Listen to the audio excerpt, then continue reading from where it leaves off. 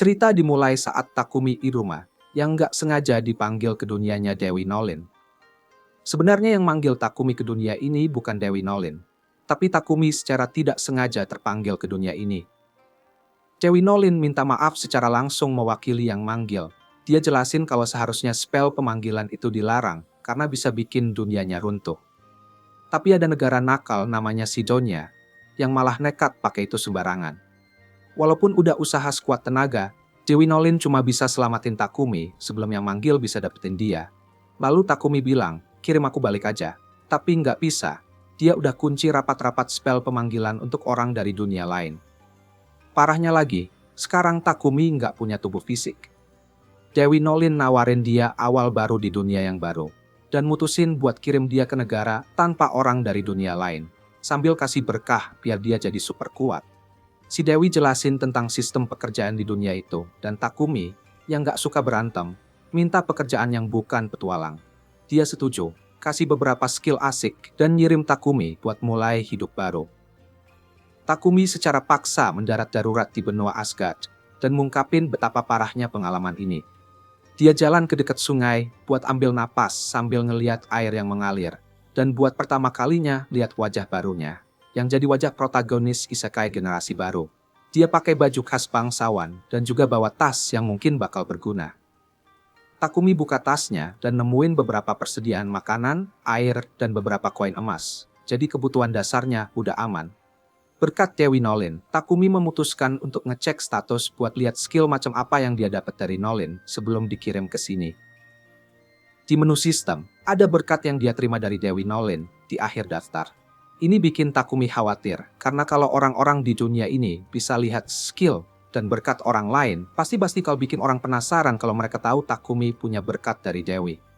Jadi, dia mutusin buat nyembunyiin berkat itu dari tampilan publik, bareng dengan kotak itemnya, karena itu juga bisa dianggap item curang. Setelah itu beres, Takumi lalu fokus ngeliat skill aktifnya, di mana beberapa skill sihir level 1. Karena belum pernah nyobain sihir sebelumnya, dia mutusin buat coba skill barunya itu, buat lihat apa beneran bisa digunain. Nggak mau pakai sihir api di hutan liar ini, dia aktifin spell tipe air, yang bikin dia bisa bikin bola air. Terus, dia coba sihir angin dan batu, dan keduanya lumayan keren buat bela diri. Setelah mulai nyaman dengan tubuh barunya, Takumi mulai nyari desa dan nemu kayu berkualitas tinggi, yang langsung dia jadiin tombak pakai skill pandai besinya. Lanjut pakai skill appraisalnya, dia ngumpulin berbagai jenis tanaman obat yang berguna buat keadaan darurat, dan simpennya di kotak item dimensi lain. Tiba-tiba, ada cewek kecil namanya Molly yang lari keluar dari semak-semak, dikejar sama kelinci gede dan galak. Dia sembunyi di belakang Takumi, minta tolong, dan cowok itu gak mengecewakan. Dia langsung pakai tombaknya buat ngalahin kelinci bertanduk itu dengan sekali tebas. Karena berhasil mengalahkan binatang liar ini, dia dapat pekerjaan sebagai pejuang, walaupun dia nggak mau jadi pejuang. Yang jelas, dia memastikan kalau si Molly baik-baik aja, dan tahu kalau si Molly ke hutan mau ngambil tanaman obat dari desa dekat situ. Karena dia juga lagi nyari desa, dia ikutan Molly dan simpan kelinci itu di kotak barangnya. Padahal dia lupa kalau nggak boleh pamer kemampuan curangnya ke orang-orang di dunia ini. Sementara itu, di kerajaan suci Sidonia, 3 anak SMA tiba-tiba ada di aula besar. Dan mereka disambut sama wanita berjubah yang nyapa mereka sebagai pahlawan baru di dunia ini.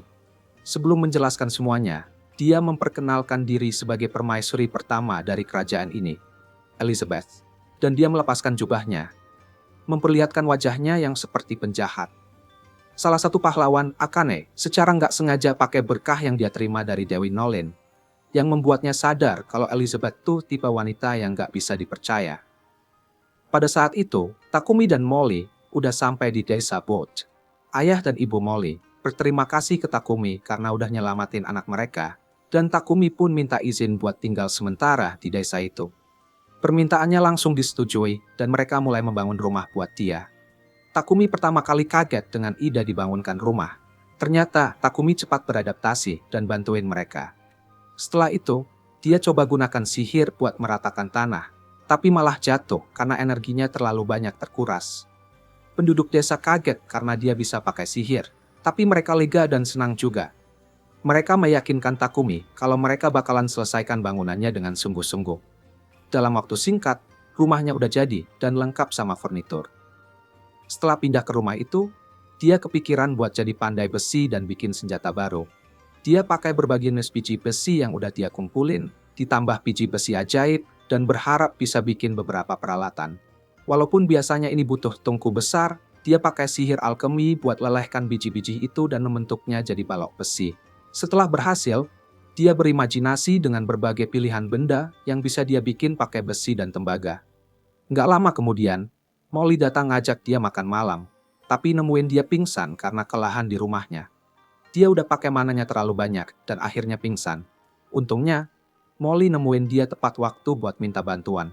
Pas itu juga, Martha marahin dia sementara Banga kasih dia ramuan penyembuhan biar dia bisa sembuh total. Dia sih cuek aja, terus lanjutin alkeminya, tapi kali ini dia diawasi ketat sama Martha dan Molly. Dengan skill alkeminya, dia bisa ngekstrak berbagai logam dan bikin berbagai peralatan buat penduduk desa. Dengan bantuan pandai besi, dia juga berhasil bikin tombak buat menjaga dirinya sendiri. Nggak lama setelah itu, Takumi ketemu Banga buat meminta ramuan. Dia bingung kenapa Takumi mau pakai ramuan kayak gitu. Soalnya sebagian besar ramuan itu tuh basic banget. Tapi dia tawarin buat ngasih ramuan-ramuan itu. Pas Takumi bilang, dia pengen bikin ramuan dari tanaman obat yang udah dia kumpulin. Dengar itu, Banga bilang mau beli beberapa ramuan begitu, Takumi selesai bikinnya. Takumi sih seneng-seneng aja dengan tawaran itu, tapi berharap Banga nggak terlalu berharap banyak. Nggak lama setelah itu, Takumi ngabisin waktunya buat bikin ramuan dengan cara nyampur beberapa herba, dan dia sadar warna ramuan itu berubah seiring dia nyampur. Dia bilang eksperimen ini bikin dia keinget sama masa kecilnya. Begitu selesai, dia baru nyadar kalau ramuan yang sama itu muncul dalam dua warna yang berbeda. Dia pikir ini mungkin karena sihir air yang dia pakai, dan dia bertekad buat belajar lebih banyak resep ramuan. Setelah itu, dia pergi ke hutan buat nyari lebih banyak herba. Dia malah menggigit sehelai daun yang gak dia kenal. Ternyata itu daun beracun. Karena rasa penasarannya, bikin dia hampir pergi-pergi ke alam baka. Lalu dia buru-buru pakai sihir buat nyembuhin dirinya sendiri. Baru aja dia selamat dari racun. Saat dia melihat ke belakang, dia langsung melihat babi berlapis baja dengan mata merah menyala, siap mau memangsa dia.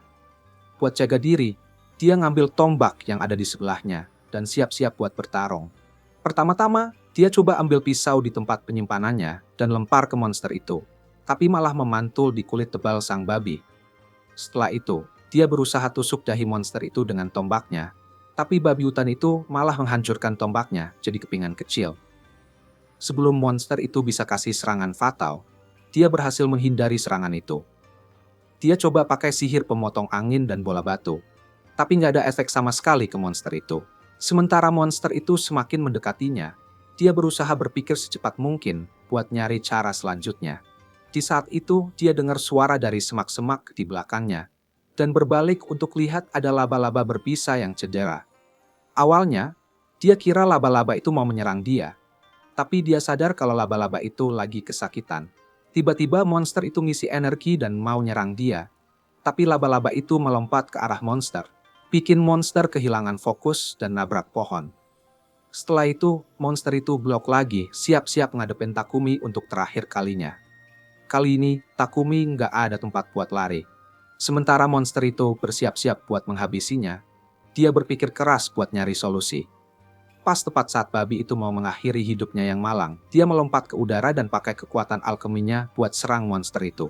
Dia pakai sihir dekomposisi di kepala monster itu. Ini benar-benar menghabisi monster itu sekali dan selamanya. Setelah itu, dia jalan ke arah laba-laba yang cedera, dan terlihatnya makin parah setelah coba nyelamatin Takumi. Buat balas budi, dia pakai sihir pemulihan buat nyembuhin luka laba-laba itu. Setelah selesai, dia mau balik pergi, tapi dia diberitahu kalau dia bisa menjinakkan laba-laba itu. Status ini bikin dia terkejut, soalnya nggak mungkin banget buat menjinakkan laba-laba berbisa. Meski begitu, dia tetap melanjutkan dan nanya, mau ikut aku nggak? Dan secara mengejutkan, laba-laba itu bilang iya. Takumi pun ngasih nama Maple. Begitu dia kasih nama, laba-laba itu berevolusi jadi laba-laba yang lebih besar, dan Takumi bawa Maple kembali ke desa. Di desa, Penduduk desa kaget lihat Takumi bisa ngalahin babi berlapis baja sendirian. Mereka malah lebih terkejut karena Takumi bisa menjinakkan laba-laba berbisa. Di tengah-tengah semua ini, mereka ngadain pesta daging malam itu dan sadar kalau kedatangan Takumi bawa kebahagiaan buat mereka. Mereka kasih Takumi barang-barang dari babi yang gak bisa dimakan, yang bisa dia jual di kota. Sementara itu, Dewi Nolin juga senang banget ngelihat Takumi bisa beradaptasi dengan baik di dunia baru ini. Suatu pagi saat Takumi bangun, dia sadar dirinya terbungkus oleh jaring laba-laba, cuma kepalanya aja yang kelihatan. Udah jelas banget ini kerjaan Maple, laba-laba peliharaannya. Tapi dia masih kasih kesempatan ke Maple buat ngaku. Maple malah nggak mau ngaku, bikin Takumi mikir lagi. Ini bener nggak sih punya laba-laba beracun sebagai peliharaan? Merasa dibohongi karena dipermainkan saat tidur, Takumi pun minta Maple untuk minta maaf. Akhirnya, Maple mau minta maaf juga dengan mata berkaca-kaca. Bilang kalau dia merasa kesepian pas Takumi sibuk kerja dengan ramuan dan biji besi malam sebelumnya. Makanya dia nggak sengaja ngelakuin itu. Takumi ngerti perasaan Maple dan mutusin buat maafin dia. Sambil minta maaf balik karena nggak bisa kasih waktu lebih buat Maple kemarin. Buat nebus kesalahannya, Takumi janji hari ini dia bakal istirahat dari kerjaan cuma buat main sama Maple. Janji ini bikin Maple seneng banget. Dan dia nggak sabar main bareng tuannya sambil lompat-lompat di atasnya. Pas lagi begitu, Martha masuk ke kamar Takumi bawa makan siang. Dan langsung kaget setengah mati lihat Takumi terbungkus kayak mumi. Dia kira si laba-laba beracun ini mau makan Takumi. Tapi Takumi buru-buru ngejelasin kalau ini cuma salah paham. Dan Maple sama sekali nggak berbahaya. Martha malah ngeliat jaring Maple yang mengkilap banget. Dan tiba-tiba kepikiran ide nakal. Dia buru-buru pakai jaring laba-laba itu buat bikin atasan gaun yang cantik banget. Terus pergi ke desa buat pamer gaun barunya. Setelah itu, dia langsung pamer ke cewek-cewek lain di desa. Mereka semua komentar tentang betapa sempurnanya tekstur gaun itu. Dan pengen juga punya satu. Soalnya ini dianggap barang mewah di dunia ini. Takumi yang dengar pembicaraan mereka jadi tertarik banget. Apalagi waktu dengar kata mewah. Dia pengen cari cara buat manfaatin ini. Soalnya dia lagi cari peluang bisnis. Dari cewek-cewek itu, dia dapat info kalau jaring laba-laba itu mahal banget dan populer di kalangan bangsawan. Sementara dia sibuk berpikir tentang rencana bisnisnya, Martha minta supaya Maple bikin lagi jaring tambahan. Kali ini yang lebih elastis, biar bahannya jadi lebih premium. Takumi jadi sedikit cemburu lihat Maple nurutin semua permintaan Martha, padahal mereka harusnya main bareng hari ini. Maple yang dengar itu cuma bilang kalau dia lagi sibuk. Jadi Takumi nggak mau ganggu dia lagi. Setelah itu, Takumi pun pergi melakukan urusannya sendiri. Dia ingat-ingat hari-harinya di desa ini. Dan bilang kalau dia berencana pindah ke kota. Soalnya dia mau belajar lebih banyak tentang alkimia. Tapi, dia udah mulai tinggal sama semua orang di sini. Hampir sebulan tinggal bareng mereka. Dan dia nggak tahu gimana cara bilang selamat tinggal ke semuanya. Untuk sementara, dia pergi ke toko pandai besi dan ambil armornya dari Bobin. Pas di situ, Banga datang dan kira Takumi mau pergi. Banga malah dukung dia untuk pergi ke kota, karena bisnis produksinya bakal lebih berkembang di sana. Bobin juga nyebut kalau ada pedagang dari Bolton yang bakal datang minggu depan. Dan supaya Takumi lebih nyaman, mereka udah ngatur supaya dia bisa naik kereta pedagang itu ke kota. Takumi pun berterima kasih dengan tulus ke Bobin dan Banga yang udah kasih dukungan banget. Terus dia balik lagi. Pas lagi jalan, Takumi ketemu Martha. Dia ngeliat Martha bawa ember dan penasaran isinya. Ternyata di dalam ember itu ada isi perut kelinci bertanduk yang diburu Banga. Menurut Martha, bagian isi perutnya itu yang paling enak dari kelinci bertanduk. Tapi sebelum dimakan harus dibersihkan dan diproses dengan baik, biar nggak ada penyakit atau parasit yang tertinggal. Sayangnya, Martha nggak punya alat buat bersihin isi perut itu, jadi dia mau buang aja. Tapi Takumi kebetulan tahu sihir pemurnian dan pakai skill andalannya buat memurnikan isi perut itu. Bikin isi perut itu langsung bisa dimakan. Ternyata, sihir yang barusan dia pakai, termasuklah sihir cahaya.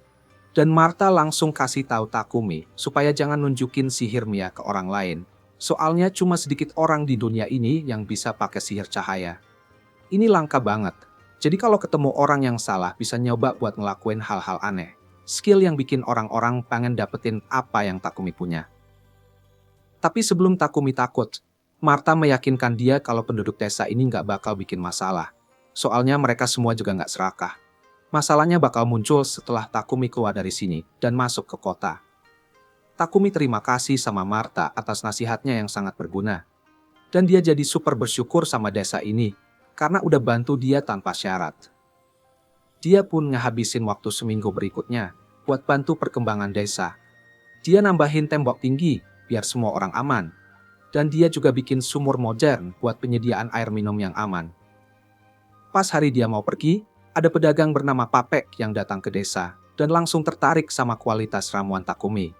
Nyadar kalau dia mungkin baru aja menemukan sesuatu yang istimewa. Setelah itu, Takumi pamit pada semua orang dan Martha ngasih dia jubah baru sebagai hadiah perpisahan.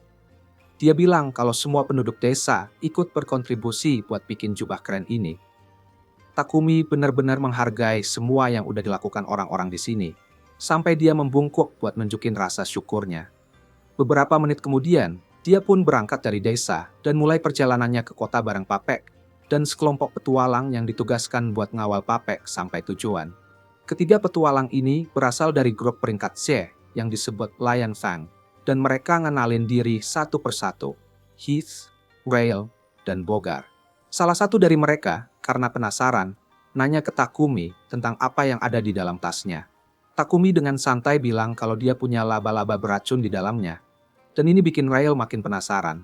Pas Rail terlalu dekat sama Maple, dia langsung disundul di wajah, bikin Hyde sadar kalau dia harus tahu batasan. Sementara mereka berusaha berteman sama laba-laba berbahaya itu, Papek ngobrol sama Takumi tentang ramuan yang tadi, pengen beli beberapa dari dia. Tapi percakapan mereka terputus tiba-tiba, karena Tuan Papek harus berhentiin keretanya. Begitu lihat keluar, mereka sadar kalau mereka dikelilingi sama goblin. Rail, Heath, dan Bogar langsung turun dari kereta buat ngelakuin tugas jaganya.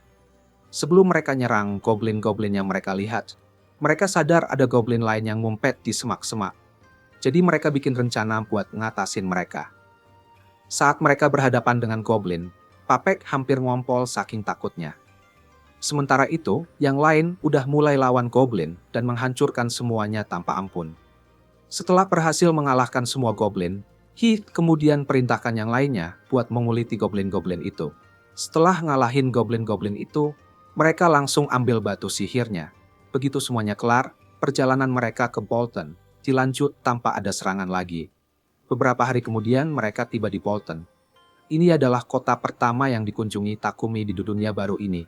Sesampainya di kota, dia langsung menuju Guild Petualang bareng Heath, Rail, dan Bogar yang baru aja selesai tugas ngawal.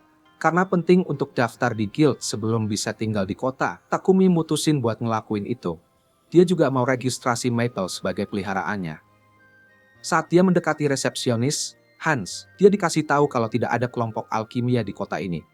Tapi Hans juga bilang kalau alkemis bisa daftar di Guild Petualang supaya bisa pakai kartu guild sebagai identitas. Dengar ini, Takumi jadi terbuka sama ide itu. Takumi dapat kartu guild petualang peringkat rendah dan langsung ambil kesempatan buat daftar Maple. Pas Hans ngelihat Maple, dia sangat terkejut. Shin pindah ke perusahaan Papek. Papek penasaran berapa banyak ramuan yang Takumi punya. Takumi jawab kalau dia punya 100 dari masing-masing ramuan. Dengar ini, Papek nawarin 10 koin emas buat ramuan penyembuh dan 50 koin perak buat ramuan mana. Begitu Takumi dengar tawaran itu, dia langsung hitung dan nyadar kalau jadi YouTuber nggak ada apa-apanya dibandingkan dengan kesepakatan ini. Meski begitu, Papek minta maaf karena nawarin harga yang rendah. Ini bikin Takumi curiga tentang siapa sebenarnya Papek dan kenapa dia begitu baik sama dia. Pas dia lagi membayangkan kehidupan sebagai alkemis, Papek nawarin solusi buat masalah yang ada. Papek nawarin Takumi tempat tinggal karena dia bakal lebih banyak produksi ramuan dari sekarang. Awalnya, Takumi kira ini bakal mahal, jadi dia langsung nolak dan cuekin si Papek yang dibilangnya terlalu baik itu. Papek kemudian manggil pelayannya, Thomas, untuk bawa Takumi ke rumah barunya yang ada bengkel produksinya. Begitu sampai di rumah, Takumi kaget lihat itu mansion. Dia ngerasa lega setelah tahu kalau sewa rumah itu cuma 1 koin emas dan 50 koin perak per bulan. Ini jauh harga yang cocok buat dia. Meskipun masih ragu, dia sempat mikir kalau rumah itu mungkin berhantu, tapi Thomas meyakinkan kalau itu enggak. Akhirnya, dia terima tawaran itu. Hari itu juga, mereka berdua balik ke kantor Papek. Dan Thomas bilang ke Takumi kalau dia bisa pindah ke rumah barunya besok. Di perjalanan, Takumi ngerasain bau nggak enak dari suatu tempat. Akhirnya ngungkapin kalau dia udah ngerasain bau busuk ini sejak dia masuk kota. Pas itu juga, Thomas nyebutin kalau ini bau saluran pembuangan di bawah kota. Dia bilang kalau cuma bangsawan yang bisa bayar buat mengolah limbah mereka. Sementara orang lain yang penghasilannya di bawah upah minimum nggak bisa. Dengar ini, Takumi jadi merasa kasihan. Keesokan harinya, dia pindah ke rumah barunya bareng Maple. Dan mereka mulai perbaiki bagian-bagian rumah yang rusak. Soalnya dia terlalu bokek buat sewa pekerja. Setelah itu, dia pakai beberapa bahan yang dia dapat dari perusahaan Papek dan pakai alkimianya buat bikin toilet. Proyek itu bikin dia sangat kelelahan. Setelah istirahat dan pulih, dia cek hasil karyanya dan nyadar kalau itu sempurna kayak yang dia mau. Pas dia liatin toilet barunya, tiba-tiba dia dengar jeritan keras dari Papek dan langsung bergegas ke sana. Dia nemuin Papek terjebak di jaring Maple. Dia marahin peliharaannya karena udah bertindak seenaknya, tapi anehnya, Papek malah ngerasa nyaman di dalam jaring itu. Kalau aku jadi Takumi, udah keburu pengen tabok kepalanya yang bodoh. Gak lama setelah itu, Takumi minta maaf ke Papek, bareng Maple, dan Papek meyakinkan mereka kalau semuanya baik-baik aja. Setelah itu, dia minta izin buat ke toilet. Cuma beberapa saat setelah masuk, dia keluar teriak-teriak lagi. Kali ini, dia kaget lihat toilet yang gak dikenal. Karena itu, Takumi jelasin dengan sabar ke Papek, yang wajahnya jelek, ngasih tahu apa itu toilet. Dia juga bilang kalau dia udah pasang alat sihir di toilet itu, yang bikin Papek mulai nyadari kalau Takumi bisa pakai sihir cahaya. Meskipun ini seharusnya rahasia, dia akhirnya ketahuan. Papek tetap cuek, nanya apakah Takumi bisa bikin 100 toilet, dan meskipun angka itu kedengeran gila, Takumi perlahan mengakui kalau itu mungkin bisa dilakukan. Tapi karena mustahil buat dia ngerjain ini sendirian, Papek ngusulin agar Takumi ambil pekerja, agar lebih banyak buat ngebantu. Untuk mempermudah, Papek saranin supaya dia ambil budak kontrak, yang bisa jaga rahasia sihirnya, dan ngerjain semua yang dia mau. Dia berusaha bikin Takumi ngerti betapa berbahayanya jika orang-orang tahu kalau dia punya bakat sihir cahaya. Itu berarti dia bisa diculik oleh gereja dan dipaksa cuma bikin sihir penyembuh. Dengar ini, Takumi jadi risau soal kemungkinan bikin toilet. Soalnya itu bisa langsung ngarah ke terbongkarnya kemampuan dia. Tapi Papek meyakinkan Takumi kalau dia bakal nemuin cara supaya ini semua nggak ketahuan orang lain. Sementara mereka ngobrol, tiba-tiba ada cahaya berkilau dari kartu guildnya yang ngasih tahu kalau dia harus ngambil misi sederhana dalam sebulan atau kehilangan keanggotaan guildnya. Dengan itu, dia sadar betapa pentingnya cari bantuan pekerja dan akhirnya dia terima tawaran Papek untuk dapat budak. Mereka berdua pun pergi ke perusahaan Mulan buat cari budak yang cocok. Setibanya di sana, Takumi mulai jalan-jalan dan masuk ke sebuah taman ngeliat seorang gadis elf yang cantik. Cewek elf ini nggak tahu gimana caranya Takumi bisa masuk ke sini. Tapi dia teguh banget kalau tempat ini bukan buat anak-anak. Jadi dia maksa Takumi buat balik sekarang juga. Aku nggak tahu deh Takumi dengerin nggak apa yang si elf bilang. Soalnya dia kayak terhipnotis sama kecantikannya. Tapi ya udah, Takumi dan Papek akhirnya ketemu sama pemilik perusahaan dagang, Mulan. Papek jelasin alasan mereka datang ke sini. Bilang ke Mulan kalau anak kecil di sampingnya ini, Takumi, lagi nyari budak kontrak. Papek juga bilang kalau Takumi sebenarnya agak ragu buat bikin kontrak budak, soalnya dia nggak pernah ngelakuin atau lihat hal kayak gitu di tempat asalnya. Lalu Mulan meyakinkan Takumi kalau semuanya bakal baik-baik aja, karena si budak bakal terikat sama kontrak buat ngelayanin tuannya.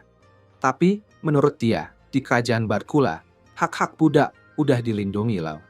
Contohnya, pemilik harus janji buat kasih budaknya makanan, pakaian, dan tempat tinggal, dan gak boleh perlakukan mereka kayak binatang. Ada banyak aturan yang harus diikuti, misalnya, baik majikan maupun budak dilarang bikin satu sama lain dalam bahaya yang bisa membahayakan nyawa. Majikan juga nggak boleh maksa budak ngelakuin hal yang nggak tertulis dalam kontrak, dan masih banyak aturan lainnya tergantung kesepakatan.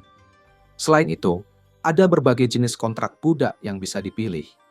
Papek saranin Takumi buat milih kontrak budak perang, karena itu bisa bantu dia banget buat menyembunyikan kekuatannya dalam jangka panjang. Tapi Takumi justru minta saran dari pemilik Mulan. Dia jelasin kalau dia sibuk banget sebagai produser. Dia pengen seseorang yang bisa ngatur rumah besar, tempat dia tinggal sekarang. Dan dia juga butuh seseorang yang bisa bantu ngurus semua pekerjaan rumah. Selain itu, dia punya keterampilan yang bisa bikin dia jadi target empuk buat orang-orang jahat. Jadi dia pengen seseorang yang kuat buat melindunginya. Dari penjelasan detailnya, Mulan menyimpulkan kalau cowok ini pengen punya waifu dan bodyguard. Jadi dia saranin buat ambil 2 budak dari sini. Dia bawa Maria ke Takumi. Dan bilang kalau Maria ini nggak punya keluarga dan diculik sama bandit waktu masih kecil. Maria itu terampil banget dalam membaca dan menulis. Dan dia bisa ngurus pekerjaan rumah umum. Jadi Mulan yakin dia adalah kandidat yang sempurna buat jadi manajer rumah besar Takumi. Takumi langsung terpesona. Begitu merasa bagus kalau punya cewek cantik di rumah, Takumi jadi malu dan wajahnya merah. Sambil cerita ke Maria tentang rumah besarnya. Dia minta Maria konfirmasi kalau dia nggak akan masalah dengan ngurus semua itu. Karena ngurus rumah besar kayak gitu, emang nggak gampang. Takumi juga tiba-tiba bilang betapa imutnya Maria, yang bikin dia bingung. Karena dia pikir cewek seimut itu pasti punya banyak yang naksir. Maria langsung kaget dengan pujian ini, tapi dia jawab ke Takumi dengan jujur. Bilang kalau dia cuma bisa ngurus pekerjaan rumah dan nggak bisa melakukan hal lain, kayak memenuhi kebutuhan majikannya, makanya nggak banyak yang milih dia. Takumi yang emang nggak ada niat untuk kayak gitu, setuju untuk bikin kontrak dengan Maria, dan bilang ke Mulan untuk tunjukin kandidat lain yang bisa jadi bodyguard-nya. Sayangnya, Mulan bilang kalau mereka lagi nggak punya budak perang. Tapi Maria nambahin kalau mereka punya Sofia yang bisa jadi budak perang. Mulan nggak suka dengar itu, dan langsung marahin Maria karena ngomong sembarangan, sambil menyuruhnya kembali ke kamarnya. Dia langsung pergi ke kamarnya dan siap-siap bawa barang-barangnya. Begitu Maria pergi, Takumi tanya sama Tante Mulan tentang Sofia, tapi dia menolak buat ngomong tentang dia, cuma bilang kalau Sofia punya masalah dan belum siap buat kontrak. Tapi, skill intuisi Takumi bilang dia merasa Sofia adalah pilihan yang tepat buat jadi bodyguard-nya. Jadi dia minta ke Miss Mulan buat setidaknya ngobrol sama dia. Akhirnya, dengan enggan, Miss Mulan bawa dia ke kamar Sofia. Dan Takumi baru sadar kalau dia adalah elf yang ketemu sebelumnya di taman, dan mungkin dia adalah seorang putri. Karena ya, itu klise banget. Miss Mulan jelasin cerita hidup Sofia, bilang kalau dia diculik 50 tahun yang lalu dari kerajaannya waktu perang, dan semenjak itu, dia habisin hidupnya di sini. Dia belum pernah bisa bikin kontrak dengan siapapun karena ada bekas luka di telinga kiri dia, yang orang-orang di dunia ini anggap sebagai hal yang sangat nggak menarik. Ditambah lagi, tangan kanan dan kaki kirinya juga nggak bisa bergerak dengan baik. Tapi ada lebih banyak lagi. Sihir elemen dan sihir unik yang dimiliki ras elf telah disegel, yang bikin dia dianggap sebagai budak perang yang nggak berguna. Meskipun udah dengar semua ini, insting Takumi tetap bilang bahwa Sofia adalah pilihan yang tepat. Jadi dia minta Miss Mulan supaya dia bisa ngobrol sama Sofia. Begitu Miss Mulan pergi dari ruangan, Sofia langsung bilang ke Takumi buat nggak buang-buang waktu sama dia, karena dia nggak akan berguna buatnya. Tapi Takumi percaya sebaliknya dan tiba-tiba pegang wajah Sofia buat ngecek statusnya. Setelah tahu kalau dia adalah sosok yang luar biasa dengan stat yang super kuat, dia baru sadar kalau dia hanya perlu menemukan cara untuk menghilangkan kutukannya. Dan dia berpikir kalau bisa menyembuhkan semua masalah di anggota tubuhnya, Sofia bakal jadi super kuat lagi. Bagi Takumi, itu kelihatannya investasi yang sangat bagus. Jadi dia memutuskan untuk bikin kontrak dengan Sofia. Dia janji sama Sofia bakal bantu dia dengan masalah-masalahnya, yang bikin Mulan ketawa, karena dia nggak pernah lihat orang tertarik sama budak bermasalah kayak gini. Tapi, dari apa yang dia lihat, Mulan yakin kalau Takumi adalah orang yang baik. Dia percayakan Sofia ke Takumi, dan siapin semua dokumen resmi buat kontrak mereka. Maria datang ke ruangan itu, bilang betapa senangnya dia melihat Takumi bawa Sofia bersama mereka. Tandanya dia teman baik sama Sofia. Tanpa berlama-lama, Miss Mulan melafalkan mantra, resmi bikin Maria dan Sofia berkontrak jadi budak Takumi. Mulan senang banget karena kedua gadis itu udah dapat majikan yang baik, dan gak bakal memanfaatkan mereka. Takumi bawa Maria sama Sofia ke rumah besarnya, dan pas dia sampai, dia langsung disambut dengan pelukan erat dari laba-laba peliharaannya, Maple, yang udah kangen banget sama dia. Melihat laba-laba pembunuh jadi hewan peliharaan majikannya, kedua gadis itu langsung sadar betapa berbahayanya perjalanan ini. Tapi ya udah, Takumi nunjukin mereka sekeliling rumahnya dan kasih masing-masing dari mereka kamar pribadi. Di rumah besarnya memang banyak kamar, meskipun mereka udah agak ragu buat nerima tawaran ini, karena semua ini kelihatannya terlalu mewah buat mereka. Takumi juga bilang ada bak besar yang bisa mereka pakai, yang dilengkapi alat sihir supaya selalu bersih. Dia saranin supaya kedua gadis itu rapihkan barang bawaannya dan pakai bak itu buat nyegerin diri. Sementara Sofia dan Maria lagi mandi, Maria tiba-tiba ngungkapin rasa terkejutnya kenapa majikan lama mereka, Mulan, bisa setuju ngizinin dia pergi dengan begitu mudah. Dia cerita kalau Mulan gak pernah mau lepasin Sofia, seberapa banyak pun tawaran yang dia dapat. Fakta bahwa Takumi bisa ngelakuin ini bikin dia senang. Di sisi lain, Sofia curiga sama kenyataan bahwa Takumi nggak banyak ngasih detail tentang siapa dirinya di formulir yang dia isi. Dia penasaran apakah dia nyembunyiin identitasnya karena alasan baik atau buruk, dan pengen tahu apa niat sebenarnya ke mereka. Dia berpikir mungkin dia bakal pakai mereka buat sesi latihan. Gimana menurutmu guys? Begitu keduanya selesai mandi, Takumi siapin makan malam buat mereka. Pas lihat makanannya, Maria jadi marah dan kecewa karena Takumi masak sendiri, padahal itu adalah tugasnya. Ini bikin dia merasa nggak berguna dan kurang berharga. Buat menenangkan perasaannya yang aneh, Takumi janji bakal ngasih izin ke Maria buat masak mulai besok. Tapi Maria menawarkan diri untuk mulai bersih-bersih setelah mereka selesai makan malam itu, supaya dia bisa merasa lebih baik sebagai pelayan. Takumi setuju dengan syarat itu dan minta supaya mereka duduk sama dia untuk makan. Karena majikan mereka sebelumnya nggak pernah ngizinin hal ini, mereka nganggap itu tidak sopan. Namun, Takumi meyakinkan mereka bahwa itu nggak masalah dan minta supaya mereka makan bersama. Setelah itu, dia pergi ke perusahaan Papek buat ambil barang yang dia minta diambilkan. Setelah keluar dari sana, dia nemuin sebuah gereja dan kaget karena belum pernah lihat sebelumnya. Dia masuk dan menemukan patung megah Nona Nolin di dalam. Tanpa ragu, dia langsung berlutut buat berdoa kepadanya.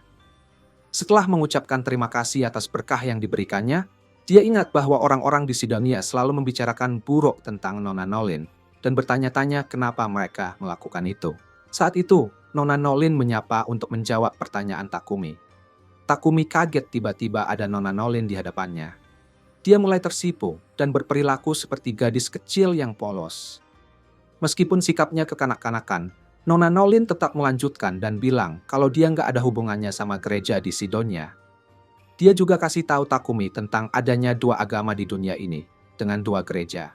Gereja pertama disebut gereja penyembah Nona Nolin, sedangkan yang kedua, gereja Cahaya Dewa yang menyembah Tuhan yang tidak dikenal.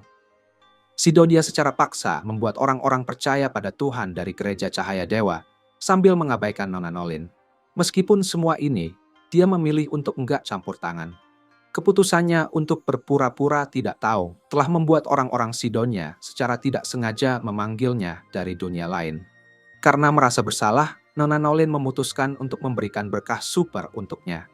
Namun saat itu juga, dia memperingatkan Takumi bahwa dia perlahan-lahan akan kehilangan bagian dari berkah yang membantunya tumbuh dan bertemu dengan orang-orang baik dengan mudah. Dengar itu, Takumi tiba-tiba sadar kalau dia memang punya berkah ini. Mikir tentang betapa mudahnya dia ketika bertemu orang baik atau pergi ke tempat baru. Tapi berkah itu lama-lama akan memudar. Jadi ketika berkah itu memudar, Takumi akan mulai menemukan orang-orang yang akan berniat jahat padanya. Untungnya, Takumi akhirnya nyadar betapa rumitnya situasinya mulai sekarang. 1 tahun kemudian, di kerajaan Sidonia, raja penasaran tentang pelatihan 3 pahlawan yang mereka panggil dari dunia lain. Dia berharap mereka bisa jadi cukup kuat untuk memenuhi kebutuhannya. Meskipun trio ini ragu tentang dunia baru ini, mereka tampaknya sudah diyakinkan setelah dibujuk oleh Lady Elizabeth yang cantik. Betapa heroiknya mereka semua ya. Kita pasti berpikir 3 orang ini bisa berkembang dalam pelatihan. Tapi mereka bahkan nggak bisa ngalahin satu instruktur berbadan besar. Lalu ada seorang gadis dunia lain mau meninggalkan pelatihan. Tapi Lady Elizabeth kasih tahu betapa pentingnya untuk berlatih. Begitu dia berbalik, Dia curiga sama niat sebenarnya Lady Elizabeth. Kembali ke rumah Takumi, dia datang dan lalu terjatuh dan menjatuhkan barang-barang yang dia dapat. Sofia coba buat ngambil barang yang dia bawa dari Papek. Tapi dia buru-buru pakai sihir penyimpanan buat menyembunyikannya. Sebelum dia ngelakuin itu, Sofia sempat lihat segal sihir di barang itu dan merasa curiga kenapa dia mau ngumpet-ngumpetin barang itu dari mereka. Sebelum dia tenggelam dalam rasa malu, dia minta supaya ditinggal sendiri sambil menuju ke workshopnya. Begitu dia pergi, Sofia terus bertanya-tanya tentang apa yang mungkin dia sembunyikan. Dia nyelinap ke workshop untuk mengintip dia. Dan dia melihat Takumi mengiris tangannya sendiri dengan pisau yang dicelupkan ke ramuan. Sekilas, dia terlihat kayak orang terjerat masalah. Setelah melukai tangannya, dia buru-buru menyembuhkan luka-lukanya dan berteriak seperti anak kecil yang ngambek. Saat mencoba melakukannya sekali lagi, dia mengingat betapa jahatnya Maria karena menyarankan ini padanya. Dengar nama Maria, Sofia langsung masuk dengan marah. Pengen tahu apa yang mau dia lakukan sama Maria. Dia mengancam bakal menyakiti Takumi kalau ada yang terjadi pada Maria. Tapi sebelum dia bisa menyelesaikan perkataan ancamannya, Sofia langsung pingsan. Begitu ini terjadi, Takumi nyadar kalau Sofia kelihatannya lelah. Dia langsung menyembuhkan luka di tangan Sofia, dan ini membantunya untuk level up seperti yang dia inginkan. Naik level memberi dia kekuatan untuk melakukan penyembuhan ekstra, sebuah mantra yang bisa dia gunakan untuk menghilangkan kutukan dari Sofia. Tanpa buang waktu, dia langsung melaksanakan mantra itu, dan telinga kiri Sofia kembali ke bentuk aslinya. Ketika Sofia bangun, dia bingung kenapa dia merasa begitu ringan. Dia langsung minta Maria buat kabur dari sini, ngasih tahu kalau Takumi berniat menyakitinya. Tapi Maria bilang kalau Takumi sudah menyembuhkan kutukannya Sofia. Dia kasih Sofia cermin supaya dia bisa cek telinganya. Dan elf bodoh itu baru nyadar betapa salahnya dia selama ini. Malam itu, dia berterima kasih kepada Takumi dan dia menjelaskan kenapa dia menyebut nama Maria sebelumnya. Setelah dengar penjelasannya, Sofia langsung berlutut dan bersumpah setia padanya selamanya. Melihat semua ini, Nona Nolen sangat senang.